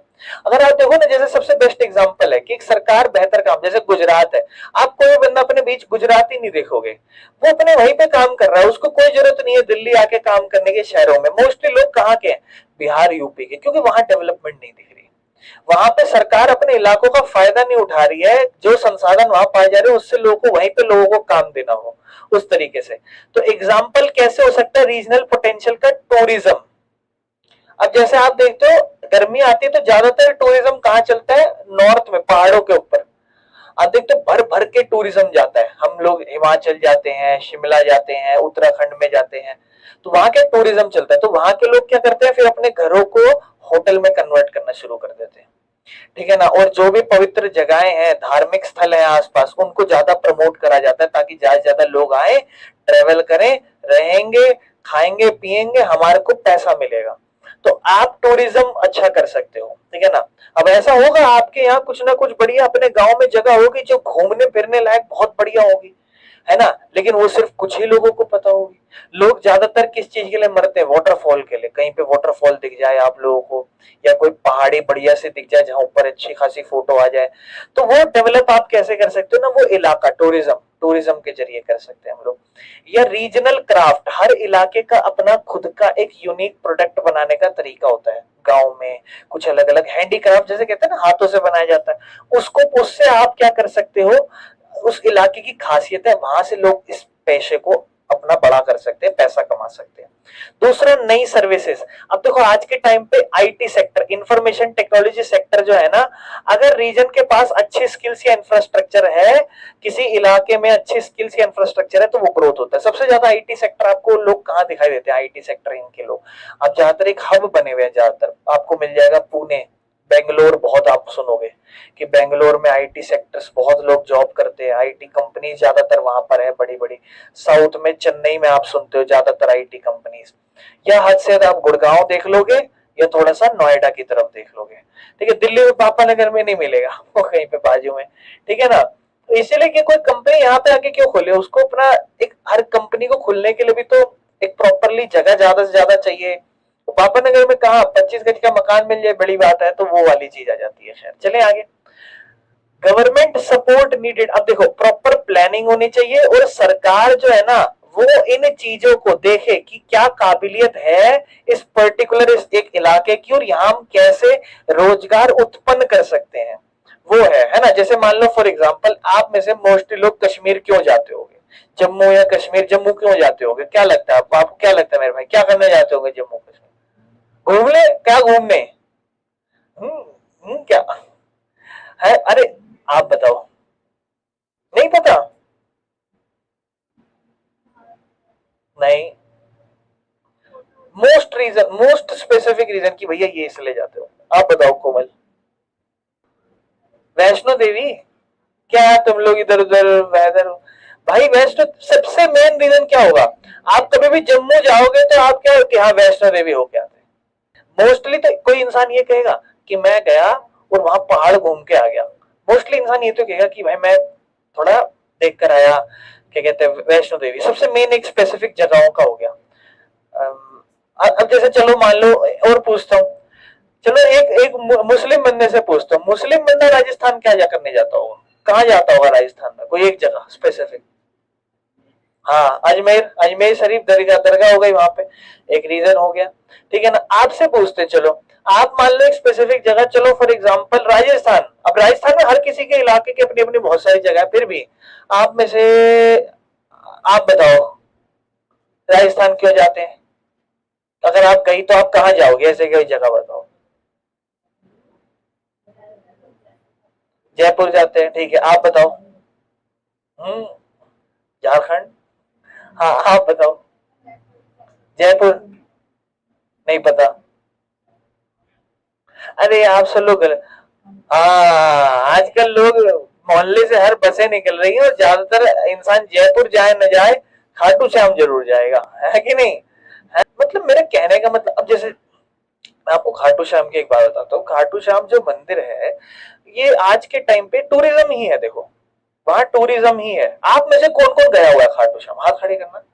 मैं जस्ट आपसे पूछता, अब जैसे खाटू श्याम, अब खाटू श्याम आप जो है 4 जने जैसे यहाँ गए हुए हैं, तो आप एक चीज महसूस करो, खाटू श्याम ज्यादातर जैसे जैन लोग हो गए ना, जैन टाइप मतलब थोड़े से क्या कहते हैं, बनिए टाइप लोग, है ना, बनिए टाइप लोग नहीं होते, बनिए जिन अच्छा खासा मोटा पैर, ये पर्टिकुलर एक कास्ट होती है, उससे बिलोंग करते थे उनके खाटू श्याम। लेकिन एक टाइम ऐसा आया लॉकडाउन के बाद, जो मैंने महसूस करा कि खाटू श्याम एक ऐसा मंदिर हो गया जो इतना फेमस हो गया थ्रू आउट द टाइम, रातों रात इतना पॉपुलर हो गया कि हर बंदा, तो आप व्हाट्सएप स्टेटस, रोज रोज उनकी ड्रेस होती है, तो कुछ लोग ऐसे होते हैं जो उनकी ड्रेस के स्टेटस, भाई तो उनकी ड्रेस के स्टेटस लगाते हैं, ठीक है ना। या फिर कोई 11 हो जाती है मेरे ख्याल से, हर महीने 11 आती है, उस पे लोग बहुत जाते हैं। वो ऐसा है कि पिछले कुछ समय में इतना डेवलप्ड हो गया कि वहां का सिस्टम, आपने कभी गए होगे, अगर 2-3 बार गए होगे आपने, थ्रू आउट द टाइम दर्शन करने के तरीके बदल लेते हुए देखे होंगे। कभी यहाँ से जा रहे हो, यहाँ से दर्शन हो गया, आज यहाँ डेवलप कर दिया पिछले 4-5 महीने में। कभी कहा, इतने सारे होटल बन चुके हैं वहां पे, ठीक है ना, और इतनी बसेस ऑपरेट होने लग गई है अब यहाँ से, है ना। तो क्या हो गया, टूरिज्म बढ़ा, और टूरिज्म से लोगों के काम धंधे बढ़े, ये एक पोटेंशियल होती है।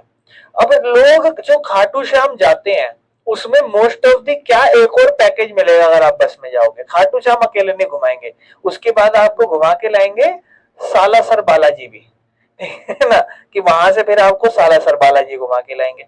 इस चक्कर में वहां का टूरिज्म बहुत बड़ा, वरना इंसान यहाँ से डायरेक्ट नहीं जा सकता था, कोई बसेस नहीं होती डायरेक्टली जाने की। तो ये क्या है, एक एग्जाम्पल है टूरिज्म का। तो ये टूरिज्म बहुत बढ़ गया, तो ये एक एग्जाम्पल है मेरे भाइयों, ठीक है ना। सरकार को पता लगाना उस तरीके से काबिलियत, है ना, और हर जगह कहीं ना कहीं किसी चीज के लिए फेमस है, कहीं ना कुछ चीजें होती रहती हैं हर जगह, और ये ग्रोथ ही है कहीं ना कहीं एक तरीके से। आज के टाइम पे सबसे बेस्ट एग्जांपल है, स्ट्रीट फूड इतना नहीं था आज से 20 साल या 10 साल पहले, इतना नहीं था, रोडों पे आपको मोमोज नहीं, आप तो हर गली में दो दो है, तो इतना ये बढ़ गया, है ना। तो ये क्या, ये इससे भी बहुत क्या कहते हैं, आपका व्यापार बढ़ता है लोगों का, और पैसा कमाइयां होनी शुरू होती है। खैर चलो, प्लानिंग कमीशन, हमारे इंडिया की एक प्लानिंग कमीशन होती है, एक संस्था होती है जिसका काम होता है प्लान करना, है सारी चीजों को चेक करती है। तो उन्होंने प्लानिंग कमीशन की एक स्टडी थी, जिन्होंने सजेस्ट करा था कि अगर आप टूरिज्म को बढ़ाओगे तो टूरिज्म सेक्टर ना करीबन 35 लाख एडिशनल जॉब हर साल दे सकता है। सोचो कितनी नौकरियां बढ़ती है, बहुत तरीके होते हैं। राजस्थान जाओ या डिफरेंट जगह पे जाओ, वहां पे फिर टूर्स एंड गाइड्स होते हैं, वो आपको एक्सप्लेन करते हैं, इंग्लिश में बोलेंगे, अलग अलग भाषा में बोलेंगे, तो फिर वो भी चीजें चलती है। तो ये क्या है, ये एक तरीका बताया आपको कि हम लोग कैसे किसी इलाके में विकास कर सकते हैं। तरीका क्या है, रीजनल पोटेंशियल, किस इलाके की कितनी काबिलियत है उसको पता लगाना, और वहां टूरिज्म कैसे बढ़ सकता है ये पता लगाना, ठीक है ना। दूसरा, short term solution, right to work. अब मान लो फॉर एग्जांपल देश में बेरोजगारी है, लोगों को काम नहीं मिल रहा, तो सरकार ने क्या करा, मनरेगा एक पॉलिसी बनाई। ये प्रॉब्लम क्या थी, बहुत सारे सजेशन थे, जैसे इंफ्रास्ट्रक्चर बेहतर होना चाहिए, इंडस्ट्री बेहतर होनी चाहिए, इन सब में लगता है लंबा समय, एकदम से नहीं हो पाता कोई भी विकास, एकदम से घर नहीं बन जाएगा 1 महीने में या आधे महीने में। तो जल्दी से अगर आप बेरोजगारी खत्म करना चाहते हो, तो सरकार ने कुछ नया स्टेप लिया। सरकार ने कानून लाया, Mahatma Gandhi national rural employment guarantee act, that is very important, साल याद रखना, मनरेगा 2005 में। और ये क्या कहता था, ये पहली बात गांव के इलाकों में अप्लाई हुआ ये कानून, और ये क्या गारंटी करता है, 1 साल में आपको 100 दिन तक दिहाड़ी मतलब नौकरी काम करने का मौका मिलेगा। अगर सरकार नहीं भी दे पाई काम करने का मौका, तो आपको उसके बदले, अगर मान लो फॉर एग्जांपल आपको 100 दिन काम दिया, तो आपने काम करा, उसके बदले आपको दिहाड़ी दी, सरकार की गारंटी है। नहीं भी मिला अगर आपको काम, तो 100 दिन की दिहाड़ी तो जरूर मिलेगी बिना काम करे। ये मगनरेगा एक्ट कहता है, ध्यान रखना, मगनरेगा, ठीक है। तो गवर्नमेंट जिम्मेदार है आपको काम देने के लिए। अगर सरकार फेल हो गई तो वही देखो, बोला ना मैंने कि वो अनएम्प्लॉयमेंट अलाउंस देगी, अगर आपको काम नहीं दे पाई तो पैसा देगी, ठीक है ना। बाकी काम काम वही है, जैसे जैसे सरकार को जरूरत पड़ेगी वैसे वैसे वो काम देगी, ठीक है ना। एग्जाम्पल, वाटर कंजर्वेशन, पानी को बचाना, चेक डैम्स रखना, अफॉरेस्टेशन, ये कुछ डिफरेंट डिफरेंट काम है। चलो खैर, इस पे तो हम आगे चलते हैं। क्लियर है, समझ में आया इस वाली सारी सारी चीजों को, सरकार कैसे कैसे रोल प्ले कर सकती है। अब ध्यान समझना, जो हमारे 3 सेक्टर है, प्राथमिक, द्वितीयक, तृतीयक, primary, secondary, tertiary, in sector को 2 हिस्सों में बांट दिया, एक ऑर्गेनाइज्ड सेक्टर और एक अनऑर्गेनाइज्ड सेक्टर। अब ध्यान से समझना ये वाला लास्ट टॉपिक। देखो, ऑर्गेनाइज सेक्टर ऐसा है, यहां पर जो भी आप काम करने की जगह है या जो भी आपकी कंपनी है, वहां पर जो भी इंसान काम कर रहा है वो रेगुलर काम करेगा और उसकी नौकरी स्टेबल है, कोई उसको नौकरी से हटाएगा नहीं, ठीक है ना। उसको आश्वासन दिया जाएगा कि भाई तेरे को काम मिलेगा, ठीक है ना। और ये जगह, जो काम करने की जगह है, ये सरकार के द्वारा रजिस्टर्ड है, ठीक है। और सरकार के यहाँ पे रूल्स फॉलो करे जाते हैं। जैसे फॉर एग्जांपल सरकार का सेक्टर है, सरकार की नौकरी है, तो उसमें क्या होगा, उसमें आपको क्या कोई नौकरी से निकाल सकता है? नहीं, आपको काम मिलेगा, सैलरी फिक्स होगी, टाइम आपका काम करने का फिक्स होगा, अगर ज्यादा काम कराएंगे तो ज्यादा पैसा देंगे, आपको अलग से पीएफ प्रोविडेंट फंड मिल रहा होता है, बहुत सारी सुविधाएं अलग से देती है सरकार। वो होते हैं, उन सेक्टरों को कहा जाता है ऑर्गेनाइज सेक्टर, जहां सब तरीके से काम चलता है, ठीक है। और उसमें कुछ सरकार के कानून भी डाले जाते हैं, जैसे एक फैक्ट्री एक्ट, अगर कोई फैक्ट्री है ऑर्गेनाइज सेक्टर के अंदर तो फैक्ट्री का एक्ट चलेगा, मिनिमम दिहाड़ी कितनी देनी है ये वाला एक्ट, पेमेंट ऑफ ग्रेच्युटी, मतलब ग्रेच्युटी जो होती है वो होता है कि आफ्टर बंदा जब कहते हैं रिटायर हो जाता है तो कितना पैसा उसकी पेंशन का जो हमने स्टार्टिंग में देना है वो उसको देना है, या कुछ और एक्ट होते हैं, ठीक है ना। तो काम क्या है इसके अंदर, देखो इसके अंदर कुछ तरीके हैं, लोग यहाँ पर आसानी से नहीं निकाले जा सकते काम, उनके फिक्स है काम करने के समय, अगर ज्यादा काम कराओगे तो ज्यादा पैसा देना पड़ेगा। फायदा ये है कि अगर आप फॉर एग्जांपल यहाँ पे लीव लेते हो तो आपको सैलरी नहीं कटेगी, नौकरी हॉलीडे सही में मिलेगा, पीएफ मिलेगा, ग्रेच्युटी मिलेगी, मेडिकल के बेनिफिट्स मिलेंगे, ठीक है ना। सेफ वर्किंग एनवायरनमेंट होगा, साफ पीने का पानी और पेंशन रिटायरमेंट के बाद मिलेगी। कौन ज्यादातर यहाँ काम करता है, तो कोई जैसे मान लो कंपनी या फैक्ट्री या सरकार के ऑफिसेस हो गए, ठीक है। कुछ सेल्फ एम्प्लॉयड पीपल भी होते हैं जो अपने आप को, मतलब खुद से जो काम करते हैं ना, वो भी अपने आप को इन संस्थाओं में ऑर्गेनाइज सेक्टर में रजिस्टर करा देते हैं। फिर आ जाता है अनऑर्गेनाइज सेक्टर, जो मोस्टली आप अपने बाहर आसपास देखते हो, ठीक है ना। ये सेक्टर में क्या होगा, छोटी छोटी जगहों पर होता है, पहली बात तो ये, और ये ज्यादातर गवर्नमेंट के कंट्रोल में नहीं होता, ठीक है ना। और ये यहाँ पे रूल्स होते तो हैं लेकिन फॉलो नहीं किए जाते, सरकार रूल्स तो डालती है लेकिन फॉलो नहीं किए जाते। यहाँ आपको पैसा कम मिलता है, काम भी रेगुलर है नहीं है, आज मिला कल नहीं मिला, कुछ गारंटी नहीं है। कोई आपको ओवर टाइम, या आप छुट्टी कर रहे हो तो पैसा कटेगा, ओवर टाइम नहीं मिलेगा, आप छुट्टी कर रहे हो है ना, या आप बीमार हो तो भी आपको लीव मिलना मुश्किल है, इस तरीके से चीजें चलेंगी। एम्प्लॉयमेंट सिक्योर नहीं है, कभी भी आपको बिना रीजन के भगाया जा सकता है, कल से काम पे मत आना, ठीक है ना। वर्क रुक सकता है सीजनली, और जब कम डिमांड हो तो उसको काम रोका भी जा सकता है कि भाई डिमांड आज के टाइम पे सीजन नहीं है, जाओ अपने गांव चले जाओ, इस तरीके से कह दिया, ठीक है। और जहां पे ज्यादातर चीजें जो है ना वो एम्प्लॉयर के बिहेवियर पे डिपेंड करती है, वो तुम्हें काम दे रहा है नहीं दे रहा है, इस तरीके। कौन यहाँ पे काम करता है, जो गरीब इंसान है बेचारा, छोटी नौकरी कर रहा है, वेंडर हो गया या कोई रिपेयर पर्सन हो गया, या किसान जो दूसरों की जमीनों पे जाके दिहाड़ी पे काम कर रहे हैं, कंस्ट्रक्शन वर्कर हो गए, कैजुअल लेबर्स हो गई, इस तरीके से इनके बीच का जो डिफरेंस है वो आप पढ़ लेना, मैंने इसमें लगभग आपको बता दिया। अब आप बताओ, ऑर्गेनाइज सेक्टर तो सब सही है, अनऑर्गेनाइज सेक्टर में प्रॉब्लम है, यहाँ सारी चीजें सेफ नहीं है, तो फिर सरकार या कोई कैसे हम बचाए अनऑर्गेनाइज सेक्टर में। तो देखो प्रॉब्लम क्या है ना, कि यहाँ पर लोगों के साथ एक्सप्लॉयटेशन हो रहा है, लोगों के साथ गलत हो रहा है इस सेक्टर में, ठीक है ना। तो क्या होता है ऑर्गेनाइज सेक्टर में, तो देखो चीजें क्या है, ऑर्गेनाइज सेक्टर में आपको जो है डिजायरेबल जॉब तो मिलती है, लेकिन यहाँ फास्ट ग्रोथ नहीं होती। सरकारी सेक्टर मान लो आपको सेफ्टी है हर चीज की, लेकिन ग्रोथ इतनी ज्यादा नहीं है, ठीक है ना। कुछ ऑर्गेनाइज बिजनेस धीरे धीरे चल रहे होते हैं अनऑर्गेनाइज तरीके से, ताकि वो टैक्स ना भर सके या लेबर के लॉ ना चला सके। तो कुछ बिजनेस ऐसे भी कर रहे होते हैं। बाकी वर्करों की हालत क्या है, बहुत सारे वर्करों को जबरदस्ती अनऑर्गेनाइज सेक्टर में काम करने के लिए फोर्स किया जाता है, ठीक है ना। उनकी सैलरी बहुत कम है, उनके साथ भेदभाव, एक्सप्लॉयटेशन होता है, ठीक है। उनको दिहाड़ी सही नहीं मिलती, बहुत पैसा कम मिलता है, इरेगुलर मिलता है, कोई जॉब की सिक्योरिटी नहीं है, कोई फायदा नहीं है, पेड लीव ये सब नहीं मिल रहा। कहता है 1990 से बहुत सारे ऑर्गेनाइज सेक्टर जो थे ना, वहां पे जॉब्स लोगों ने लॉस्ट करी है और उनको बहुत कम पैसा भी मिलता है, ये सब भी चीजें चलती आई है। इसीलिए ज्यादा नौकरी बनाने से पहले ये जरूरी है कि जिनको ऑलरेडी नौकरी मिल रही है उनको भी बचाओ।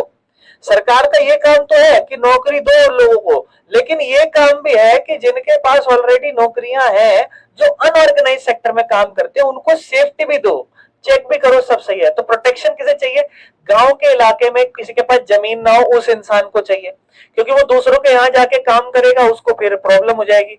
और कौन कौन जो छोटे किसान हो गए वो लोग, ठीक है ना, जिनके जो 80% जो है ना, क्या कहते हैं, ज्यादातर ये कैटेगरी में 80% गांव के लोग आ जाते हैं, ठीक है ना। गांव में शेयर क्रॉपर्स हो गए, फार्मर जो किराया देते हैं, ठीक है ना, with the share of the crop, मतलब दूसरे खेतों में जाके काम करते हैं और किराया भरते हैं जितनी वो क्रॉप ले रहे हैं। या कोई कलाकार, बुनाई करने वाले, कारपेंटर, गोल्ड स्मिथ, ये सब लोग हो गए, लुहार, सुनार। इन लोगों को क्या चाहिए, इन लोगों को ये चाहिए कि भैया सीधी सी बात है, गांव के अगर लोग हैं, खेती बाड़ी वाले लोग हैं, तो समय समय पे इन्हें सीड मिल जाए, बीज मिल जाए, या खेती बाड़ी करने के लिए सामान मिल जाए, या लोन मिल जाए इन्हें सही से, ठीक है ना। इससे क्या हो, और इनका जो भी इन्होंने बनाया है सामान, उसको स्टोर करने की जगह मिल जाए, ठीक है ना। या मार्केटिंग आउटलेट, कल कोई अपना सामान बाहर जाके बेच सके, उसकी सुविधाएं भी इन्हें मिल जाए, तो ये दूसरों पे डिपेंड नहीं रहेंगे।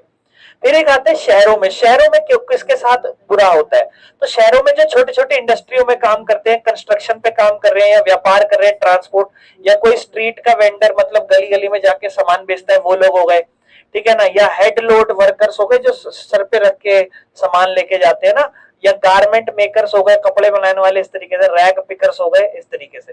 इन लोगों को क्या चाहिए, इन लोगों को देखो सिंपल सी बात है, गवर्नमेंट इनको कच्चा माल हद से दे दे, ठीक है, जो भी ये प्रोडक्ट बेच रहे हैं। या फिर ये देखो सिंपल सी बात है, कैजुअल वर्कर, रूरल और अर्बन दोनों में ही इनको प्रोटेक्शन चाहिए। बाकी एक और चीज होती है, एक और बहुत बड़ी प्रॉब्लम यह है कि इनके साथ गांव शहरों में भेदभाव तो हो रहा है, इनके साथ उनको लूटा तो जा रहा है। दूसरा, समाज में भी डिस्क्रिमिनेशन होता है एससी एसटी कास्ट के हिसाब से। कैसे, एक सिग्निफिकेंट वर्कर अगर एससी कास्ट से, एसटी कास्ट से है, या बैकवर्ड कम्युनिटी से, ओबीसी से है, तो वो भी अनऑर्गेनाइज सेक्टर में आपको पाए जाते हैं। और उनको क्या होता है, उनके साथ भेदभाव किया जाता है। छोटी जात होती है तो उनको कम पैसा दिया जाता है, भेदभाव किया जाता है। कंक्लूजन यही है देखो, कि सरकार का काम है और अनऑर्गेनाइज सेक्टर को बचाए, ठीक है ना। किस तरीके से, कि उनको पैसा भी ज्यादा से ज्यादा मिले और समाज में भेदभाव भी ना हो, ठीक है। बाकी एक और ध्यान रखना, हमने सेक्टर दो तरीके से पढ़ा, ऑर्गेनाइज और अनऑर्गेनाइज। एक सेक्टर और तरीके से मालिकाना अधिकार के हिसाब से बांट सकते हो, public sector, private sector. Public sector वो जो सरकार चलाती है, और प्राइवेट सेक्टर वो जो हाफ इंडिविजुअल, हर इंसान अपना बिजनेस चलाता है, वो इंसान, ठीक है ना। पब्लिक सेक्टर कौन होता है, ज्यादातर इसके अंदर सरकार के द्वारा करे हुए लोग होते हैं, काम करे हुए लोग, मतलब सरकार द्वारा चलाई गई संस्थाएं होती हैं। गवर्नमेंट सारी सर्विस देती है, जैसे एग्जांपल रेलवे का डिपार्टमेंट हो गया, पोस्ट ऑफिस का डिपार्टमेंट हो गया, सरकारी स्कूल, सरकारी अस्पताल, ये सब पब्लिक सेक्टर होते हैं, ठीक है। इनका मकसद ये है कि इसे पैसा नहीं कमाते, ये सब जनताओं को सुविधा देते हैं, ध्यान रखना। इनका मकसद पैसा कमाना नहीं है, ये जनताओं को सुविधाएं देते हैं। और इनमें पैसा कहां से लगता है, जनताओं से टैक्स लिया जाता है और फिर ये अपना काम चलाते हैं। प्राइवेट सेक्टर जैसे कोई बिजनेस बाहर चल रहा हो उस तरीके से। पहली बात, इसमें एक अकेला इंसान या कंपनी मिलकर काम चला रही हो, और इसमें सर्विस प्राइवेट इंडिविजुअल या कंपनी दे रही हो। एग्जांपल, जैसे आप इसको सुना होगा आपने, टाटा आयरन या स्टील की कंपनी, या रिलायंस इंडस्ट्री सुनी होगी आपने, या कोई भी प्राइवेट स्कूल सुना होगा, कोई भी प्राइवेट अस्पताल, या कोई भी दुकानें, वो सब प्राइवेट सेक्टर एक अकेले इंसान के द्वारा चले जा रही है। उसका मकसद क्या होता होगा, पैसा कमाना। उसका मकसद जनता को सेवा देना नहीं है, उसका मकसद है सिर्फ पैसा कमाना, ठीक है ना। और इसमें जनरली इंसान पैसा जो है वो अपने इंडिविजुअल्स या फिर कंपनीज को इन सर्विस के बदले पैसा देता है। बाकी सरकार जो है वो कुछ और सर्विसेज भी देती है। देखो जी, why the government sector provide ऐसी सर्विस, सरकार जो है, अब सरकार ऐसा क्या कर रही है, सरकार आपको क्या कहते हैं, सुविधाएं क्यों दे रही है, सरकार भी अपना प्रॉफिट कमाए। देखो सिंपल सी बात है, सरकार का काम है सुविधाएं देना, जो प्राइवेट सेक्टर नहीं देगा। अगर प्राइवेट सेक्टर के हाथ में हम हर चीज कर देंगे तो आपको लूट जाएगा, ठीक है ना, हर चीज आपको महंगी देगा। अगर आप रेलवे स्टेशन जाते हो तो रेलवे स्टेशन में जैसे मान लो भोपाल है ना, भोपाल मध्य प्रदेश के अंदर आता है भोपाल, वो प्राइवेट कर रखा है रेलवे स्टेशन। वो ऐसा रेलवे स्टेशन है जो प्राइवेटाइज है। आप कभी देखोगे ना उसको नेट पे सर्च करके, आपको बड़ा खूबसूरत नजर आएगा, बहुत डेवलप्ड, वेल अच्छे से मेंटेन्ड। प्राइवेट सेक्टर ऐसा है जैसे मोस्टली आज के टाइम पे आप एयरपोर्ट्स को प्राइवेट होते हुए देख रहे हो धीरे धीरे, कुछ कुछ ये ऐसे सेक्टर्स हैं जो प्राइवेट्स होते हैं। इसके अलावा आप कोई बस बस की कंपनीज देख लो, आप बस में जाते हो तो कुछ बसेस होती हैं जो प्राइवेट बसेस होती है और कुछ होती हैं जो सरकार की बसें होती हैं।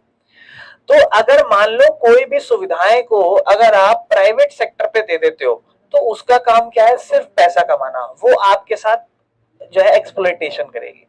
अगर आप मान लो फॉर एग्जांपल आपको खाना खाना है तो आप क्या करो, आप कभी भी अपना रेस्टोरेंट में जाओ, अलग अलग रेस्टोरेंट जाओगे, अलग अलग प्राइसेस होंगे, किसी के सस्ते किसी के महंगे। बहुत अच्छे में जाओगे अच्छी सुविधाएं और महंगा होगा, प्राइवेट है। लेकिन अगर मान लो फॉर एग्जांपल कल को सरकार खोल दे तो सरकार आपको 10 या 20 रुपए 25 रुपए में खाना दे देगी। यही तो होगा सरकार का काम, क्योंकि उसका काम क्या है, सुविधाएं देना। उसका काम ये नहीं है कि आपको क्या करें। स्कूल में जाते हो ना आप लोग, किसी को खाना मिलता होगा, रामजी 5 वालों को तो नहीं मिलता, बाकी लोगों को तो मिलता था बचपन में। तो ये कि फ्री में आपको खाना मिल रहा है, सरकार का काम है सेवा करना आपकी। ऐसा नहीं लाओ चल 20 रुपए दे 50 रुपए दे चोटी खींच देंगे इस तरीके से पैसा दे, ऐसा थोड़ी ना हो रहा है, समझ रहे हो। कहने का मतलब है कि सरकार का काम है सुविधाएं देना। अगर सरकार ये काम नहीं करेगी तो प्राइवेट कंपनी लूट जाएगी आपको, ठीक है ना। तो सर्विस जिसमें ज्यादातर स्पेंडिंग चाहिए होती है, ऐसी सुविधाएं जहां बहुत ज्यादा पैसा लगना है, तो वो ज्यादातर जो है ना are beyond the capacity of private company, वो प्राइवेट कंपनी नहीं कर सकती। तो इसीलिए रोड ब्रिज रेलवे ये ना ये सारे काम सरकार कराती है, डैम्स ये सब बनाना। हालांकि आज के टाइम पे प्राइवेट कंपनियों को टेंडर दे देते हैं, ठीक है ना। दूसरा प्राइवेट कंपनीज का काम है पैसा कलेक्ट करना, है ना, यूजर से। और सॉरी वो मुश्किल काम है प्राइवेट कंपनी का, हर लोगों से पैसा लेना, इसलिए सरकार ही ये सुविधाएं सबको देती है। बाकी एक ऐसी एक्टिविटी जो सरकार को सपोर्ट करती है या नीडिंग द गवर्नमेंट सपोर्ट, देखो प्राइवेट सेक्टर जो होता है ना, वो जरूरी नहीं है कि वो कुछ बिजनेस कवर करे जब तक कि उसको सरकार ना एनकरेज करे। देखो प्राइवेट बिजनेस भी जरूरी नहीं है खुद से खुले, सरकार उसे एनकरेज करती है कि हम आपको ये सुविधाएं दे देंगे, आप हमारे यहाँ पे आके खोलो, लोगों को रोजगार मिलेगा, काम करेंगे, आप हमारे यहाँ पे आके खोलो। जैसे मान लो फॉर एग्जांपल बिजली को बेचना, extra cost of generation could make it too expensive for industry causing them to shut down. तो गवर्नमेंट क्या करती है ना, बिजली उन्हें अच्छे रेट पे देने के लिए या हेल्प करती है। जैसे आप देखो जितनी भी बिजली प्रोड्यूस होती है, जैसे BSES हमारे यहाँ पे यमुना की आती है, ये क्या कहते हैं अंबानी की है, ये जो कंपनी है मोनोपोली अकेले चलाती है, ठीक है। तो ये क्या है, गवर्नमेंट की अंडर कंट्रोल में चलती है। ऐसा थोड़ी ना है कि जितनी मर्जी आपसे बिजली चार्ज कर ली जा रही है, ये गवर्नमेंट का सेक्टर है जो पूरा बनाया जा रहा है। और आपको क्या करा जा रहा है ना, सरकार ध्यान रख रही है कि एनकरेज करेगी। अब सरकार चाहती है कि ये लोग बिजली बना के दें और इनका नुकसान होगा तो वो लोग बनाएंगे नहीं, तो वो लोग को थोड़ी सुविधाएं भी देती है सरकार कि तुम बनाओ, जो तुम्हारी कॉस्ट है उसको हम थोड़ा आसान कर देंगे, टैक्स वैक्स थोड़े माफ कर देंगे। उस तरीके से सरकार भी सपोर्ट करती है। कहने का मतलब ये है कि कोई भी कंपनी खुद से नहीं चलती है, उसको थोड़ा बहुत सरकार भी सपोर्ट करती है, अगर सरकार चाहती है कि ये सुविधाएं आए तो, ठीक है ना। सपोर्ट करना किसानों को, कंज्यूमरों को, है ना। प्राइमरी जिम्मेदारी क्या है सरकार की, तो देखो सबसे सरकार की क्या जिम्मेदारी है, तो सरकार की जिम्मेदारी आपको हेल्थ अच्छी देना, हेल्थ आपका फैसिलिटीज देना, एजुकेशन फैसिलिटीज देना, साफ पीने के लिए पानी अगर घर मिल सके सबको तो उनको, या खाना या न्यूट्रिशन, गरीबों की मदद करना हर इलाकों में, ठीक है ना। ये सारी चीजें करना सरकार का काम होता है। तो ये बस सरकार के कुछ काम याद रखना। और यहाँ पे हमने जो चैप्टर है इसको कंप्लीट करने की कोशिश करी है, सेक्टर्स ऑफ इंडियन इकोनॉमी।